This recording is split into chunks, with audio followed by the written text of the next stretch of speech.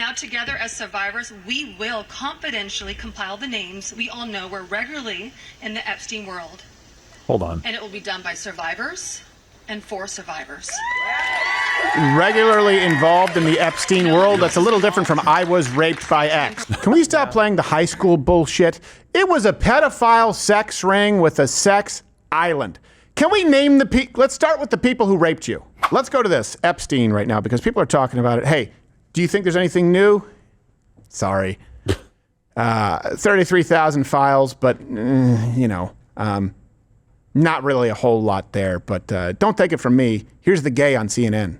The House Oversight Committee tonight making more than 33,000 pages of the Jeffrey Epstein case records public. CNN has them. We've been going through them as we speak. So far, we've determined that they contain flight logs and court filings and surveillance footage. Now, there's reason to believe these are the materials the panel received from the Justice Department a little more than a week ago, which you'll remember Democratic Committee member Ro Khanna said was just a fraction of what the DOJ actually has. Okay, so this thing has been mishandled. I understand that from the start. I'm certainly no fan of Pam Bondi. My issue with Pam Bondi was the lies. That's on my desk, and I can't believe what I saw, and it's disgusting. And then it turns out that she didn't. But the left feigning outrage right now, I mean, come on, it's disingenuous. This is the party that supports TDA and MS-13 and Drag Queen Story Hour, as we discussed, and there really wasn't a whole lot of pushing for this while Joe Biden was president. And we know from the flight logs that have been public, we know that the Clintons, of course, are implicated. We know that there are plenty of people on the left, and I'm sure some people on the right as well. As far as these new files, though, there's not a whole lot new. There are new flight logs, but there are no passenger names, even though other public flight logs from a while ago did. There was a missing minute of jail footage, which turns out, there's not a whole lot there. That's why you've not heard us make a big deal about that. So I would kind of check a box for any conspiracy theorists who told you about that missing minute of footage and had you believe something that didn't exist and go, oh, that's someone not to trust anymore. There was some police body cams, some victim interviews. We still have less than 1% of all of the files and information, by the way. Less than 1% has been turned over to the Oversight Committee, to be clear. Now, here's what I do want you to see. I did notice in sort of scanning through the reactions from people in this committee, seems like there's something there that's pretty big when they were listening to the actual victims, right? So the Oversight Committee, they had the opportunity to listen to some victims, and they came out going like, yeah, it seems like some people up there are being protected. And we need to do something about this. It seems like they were pretty shocked. And then I want to contrast that with the Democrats who were also there. Again, if someone at the top is being protected, wouldn't you think that President Trump would be named? So here is just a montage of the Republican reactions, as well as Nancy Mace making it about her. There's some very rich and powerful people that need to go to jail. I think everyone's been frustrated as to why that hasn't happened before. But it is very much so a possibility that Jeffrey Epstein was an intelligence asset working for our adversaries. We subpoenaed 6 former attorneys general as well as Bill Clinton and Hillary Clinton. This was a 2.5-hour discussion. It was as bipartisan as anything I've seen in the 9 years I've been here. The victims want information to be out there, but they don't want their personal information, I think, for good reason to be out there. We got to rethink the whole files thing. Apparently there's some files that they don't want out. So I've said all along, I need to protect these young ladies, ladies. There's victim information that you have to make sure that's private, being that some of the victims also too are as young as 14, that's child pornography. In our rush to do this, we have to protect these ladies and these others that were involved.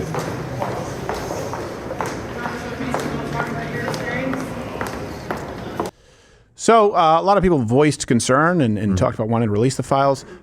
Mace walked off, and I believe she claimed had a panic attack. She wrote online right after, "Yes, I left the oversight briefing with Epstein victims early. As a recent survivor, not 2 years in." Confuses me because she said that she was raped at 16. Yeah. I don't believe she's 18. That's more recent, but not 2 years in. Confusing language. Yeah. Was there a police report filed on that one? I don't know that there was a Okay, just report. the refrigerator camera footage of her in a room. Okay, yeah. The reason why.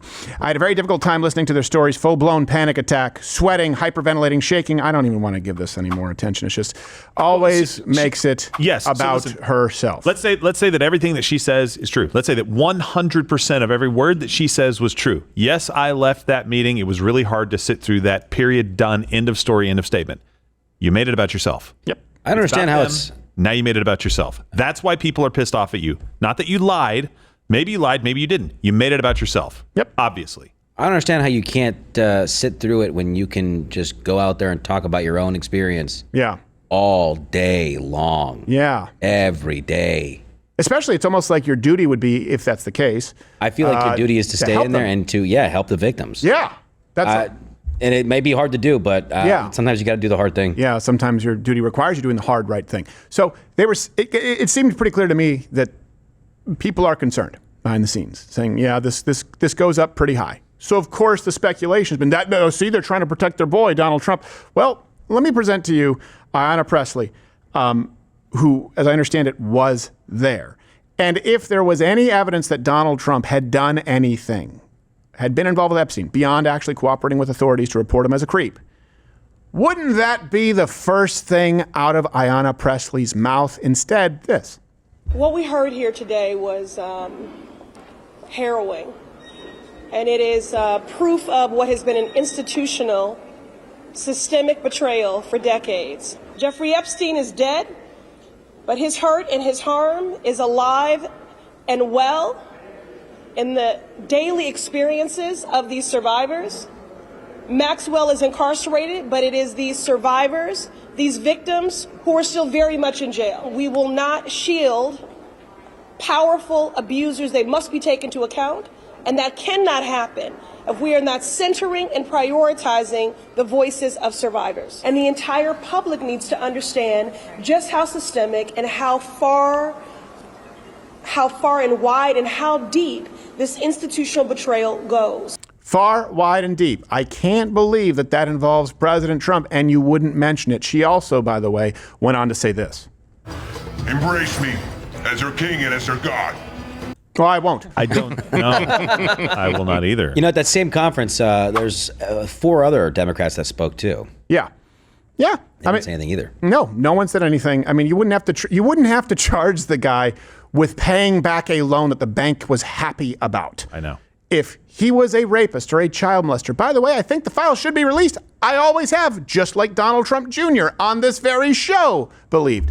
Just like everyone on the right believed when he was. I think it's a misstep. But it's very clear that the left now is trying to use this to go, see, there must be something there. They try and say that Donald Trump is distracting you from the Epstein story, by focusing on inflation, by focusing on employment, by focusing on securing the border, by focusing on taking out drug cartels. Those are the distractions, because he doesn't want you to see what's going on with the Epstein files, where he undoubtedly had no significant involvement. And just to show you how much the left will use victims when convenient, here's CNN trying to cajole the victims, who, by the way, have already done their press tours.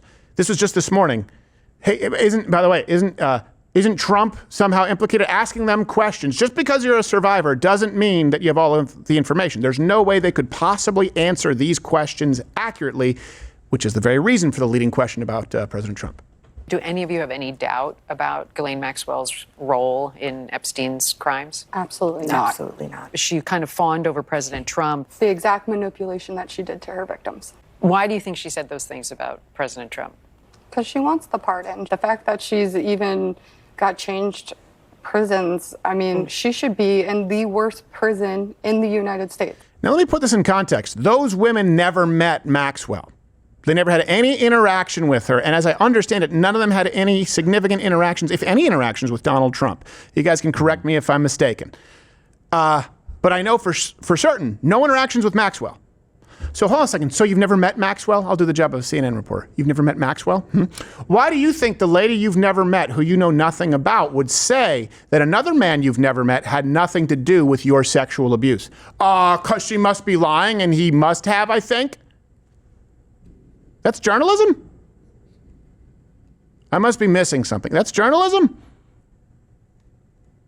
Do we have another clip from earlier today when We do. So we have a clip from the press conference. Apparently, the victims are saying that they have their own list because of the people that they were in contact with, or people that were in the room, or that abused them, or something like that, and they might be releasing that. Great. I hope so. Okay, let's see the clip.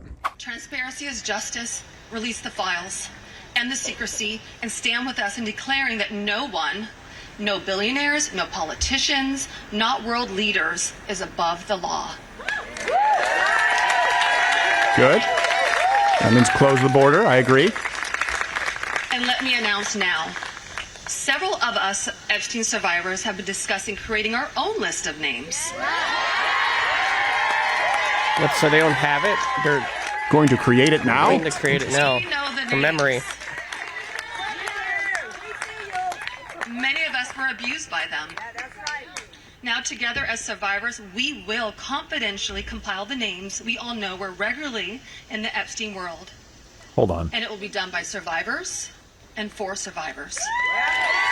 Regularly involved in the Epstein world. That's a little different from I was raped by X. For more details on that. I was sexually assaulted by Y. Is watching, and so are the women who will come after us. Thank you. So there was a quote that was not in there, excuse me, that they sent me that highlights what you just said. So he bragged about his powerful friends, including current President Donald Trump. It was his biggest brag, actually. So there is a second clip. That's okay. I don't need it. Y'all are fine. I'm just making the point here. The way that is phrased, he bragged about powerful friends. Okay, fine. He's also claimed to be President Donald Trump's friend in the past. We know what Donald Trump did in regard to him, cooperated with the FBI very quickly. The lawyer of one of the victims spoke out and actually said Donald Trump cooperated with that lawyer to make sure that he got information to him to help in any way that he could, kicked him out of Mar-a-Lago. They ran in the same circles in New York City. And so now you're like, listen, I want a list to come out. I want people to be held to account. But again, I'll go back to this. I said this to Nancy Mace when she named this person that we talked about last time. Why does it help to name this person? Let the legal process play out. I want the legal I want these people to have to go before somebody, and I want somebody like Thomas Massey in the room to go, yeah, the legal process is playing out. Right. I don't agree with all that Thomas is saying. I understand if they're disenchanted with the legal process because of the massive cover-up, but I get it. Yeah. It makes me think, again, disingenuous when you go, and he bragged that he was friends with Donald Trump. Hey, hold on a second, guys. Can we stop playing the high school bullshit? It was a pedophile sex ring with a sex island. Can we name the people? Let's start with the people who raped you. Trump's apparently saying something. Okay, let's hear what he has to say right now. Please don't misstep. We still do. All run by Democrats, or for the most part run by Democrats. So what they're trying to do with the Epstein hoax is get people to talk about that instead of speaking about the tremendous success like ending 7 wars. Sure. I ended 7 wars. Nobody's going to talk about because they're going to talk about the Epstein whatever. Sure. I understand that we were subpoenaed to give files, and I understand we've given thousands of pages of files. And I know that no matter what you do, it's going to keep going. And I think it's enough, because I think we should talk about the greatness of our country and the success that we're having. I think we're probably having, according to what I read, even from 2 people in this room, we're having the most successful 8 months of any president ever.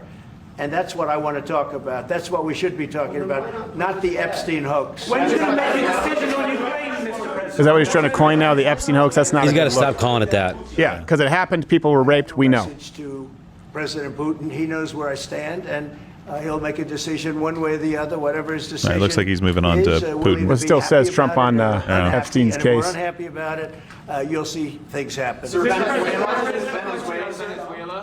Yeah, this is one of those things where I think, hey, appointing the right people would have made this a lot easier for him. I think that, look, I don't know why he likes Pam Bondi. She really hung him out to dry. Pam Bondi, I will tell you this. I don't like Pam Bondi. Pam Bondi hung him out to dry by inviting a bunch of influencers to show up with files that were already public that she didn't review, and she went on air and said, these things will horrify you, whatever the exact quote is. Mm-hmm. And she was disingenuous about all of it. She was making how many dozens of appearances on Fox News instead of doing her job, and I think that he probably trusted that she was doing her job, and it seems like for whatever reason she may or may not be, and by that I mean strongly may be, compromised, and so now he's been put in this position. I don't believe that Donald Trump had a problem with the Epstein, because he was constantly, his whole family, on this show they were pushing for the release of the files.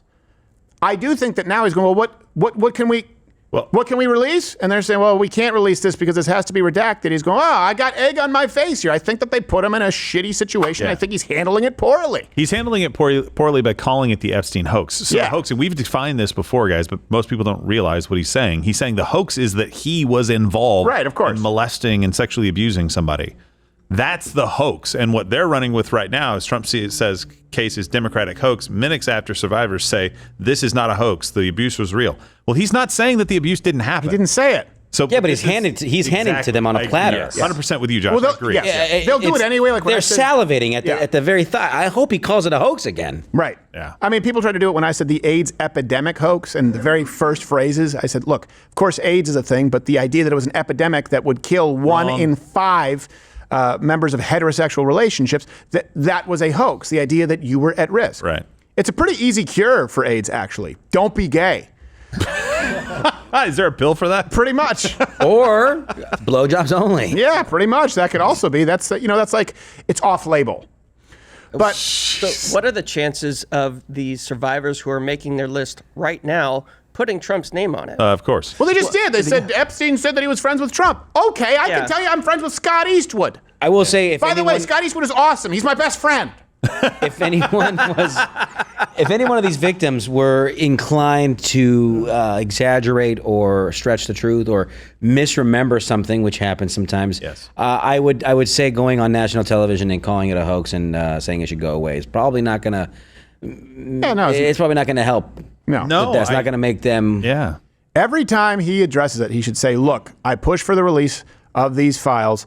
There are people who are handling this. Of course, you well know that I was the one who blew the whistle on Epstein and cooperated with authorities. He's a creep. The moment I found out what he was, I did everything I could to help put him away, and I hope that justice is served." He should at least keep driving that point home. But he just keeps saying, I get it. I get him. It is a hoax, just like if I say the Russia collusion hoax, it doesn't mean that Russia doesn't exist.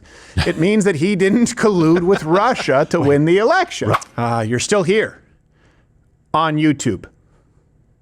Remember when we could say whatever we wanted on YouTube and people didn't have to censor out words like gay? See, even that, right? That's not even a swear word.